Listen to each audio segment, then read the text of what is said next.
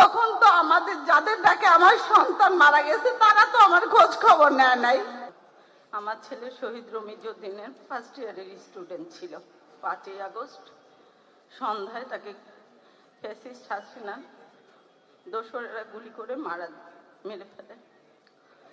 আমি এখানে একটু বলতে চাই, 5ই আগস্ট আমার বড় সন্তান আমার মারা যায়। একটা মার জন্য এই শোকটা যে কতটুকু কঠিন সেটা শুধু একটা মাই বোঝে। আমার বড় ছেলে মারা যাওয়ার 14 দিনের মাথায় আমার ছোট ছেলের ক্যান্সার ধরা পড়ে 3rd স্টেজে। আমার বড় ছেলে 5ই আগস্ট মারা যায়। 10 তারিখ আগস্টের আমি পিজি হসপিটালে ভর্তি হই। 19 তারিখে আমার ছোট ছেলের ক্লোন ক্যান্সার ধরা পড়ে। একটা 13 বছরের বাচ্চা 3rd স্টেজের ক্যান্সার, তার লাইফে আর কি চাওয়া পাওয়া থাকতে পারে? তার বড় ভাইয়ের মৃত্যু 14 দিন আগে। ইভেন আমার বড় ছেলে মারা যাওয়ার 7 মাস 13 দিনের মাথায় আমার হাজবেন্ড ব্রেন স্ট্রোক করে মারা যায়।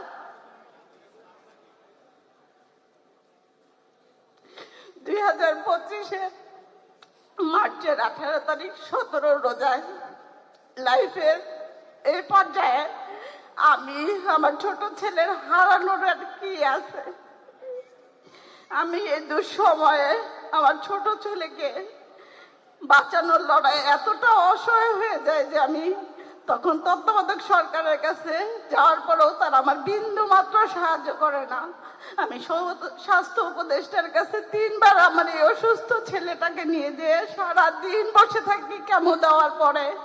উনি আমাকে বলে ওনার হাতে কিছু নাই, আমার সন্তানই ট্রিটমেন্ট পায় না কারণ ও শহীদের ভাই।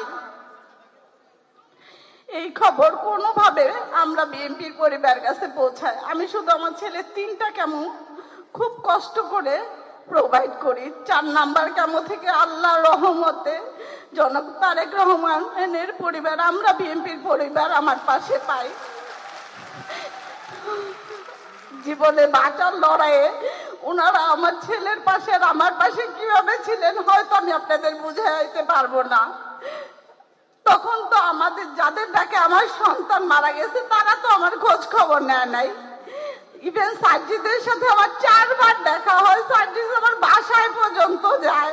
আমি সার্জিসকে বলি আমার জিসানের কেমন রেডি আমি দিতে পারবো, আমার সার্জারিটা একটু বাইরে করা দাও, কারণ ডাক্তার বলছিল সিঙ্গাপুরে সার্জারি করাইলে ওর জন্য সবচেয়ে বেস্ট হবে, কারণ এত ছোট বাচ্চা 3rd স্টেজের কেমো তো। আমি এমন কোনো দরজায় নাই যে নক করি নাই, কিন্তু আমি বিএনপি যে আমার পাশে পাবো আমার কখনো ওনাদের খুঁজতে হয় না, ওনারা নিজেরা আমার উইলিংলি আমার পাশে ছিলেন। জনাব তারেক রহমান বর্তমানে প্রধানমন্ত্রী, উনি লন্ডন থাকা অবস্থায় আমার জিসানের খোঁজ খবর নেন, ওর জন্য গিফট পাঠান এবং উনি শুধু আমাকে বলেন জিসানকে বলবেন শক্ত থাকে, জিসানের জন্য যা করা লাগে আমি আমার সামর্থ্য অনুযায়ী করব। উনি শুধু মুখে কথাটা বলেন নাই, উনি প্রমাণ করে দেখাইছেন। আমার ছেলে 2টা সার্জারি হয়েছে, গত বছর 8 তারিখ ওর 2nd সার্জারি হয়েছে। রোমান ভাই নিজে হসপিটালে যায় আমার জিসানকে দেখে আসছে। আমরা বিএনপির পরিবারের প্রত্যেকটা সদস্য আমার আর জিসানের পাশে ছিল। আমি ওনাদের কৃতজ্ঞতা বলে শেষ করতে পারবো না। আমার বিশ্বাস আমরা যে শহীদ পরিবার আছি ইনশাল্লাহ শুধু সময়ের ব্যাপার, ওনারা আমাদের পাশে থাকবেন, আমাদের জন্য ওনারা করবেন, কারণ উনিও তো ভুক্তভোগী। আমরা হয়তো হারাইছি, আমরা বলতে পারছি, উনি বলতে পারে নাই।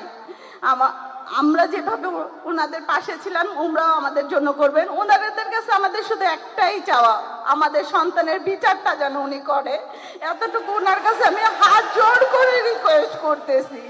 ইভেন আমরা যারা শহীদ পরিবার শহীদ যোদ্ধা আছি তাদের পাশে, তাদের চলাফেরার জন্য, তারা যেন আমরা যে সন্তান হারাইছি কোনো কিছুর বিনিময়ে হয়তো আমাদের সন্তানকে আমরা পাবো না, কিন্তু আমরা একটু সুন্দরভাবে যেন জীবনযাপন করতে পারি সেই ব্যবস্থাটা করলে আর বিচার করলে আমাদের আর কোনো চাওয়া পাওয়ার নাই।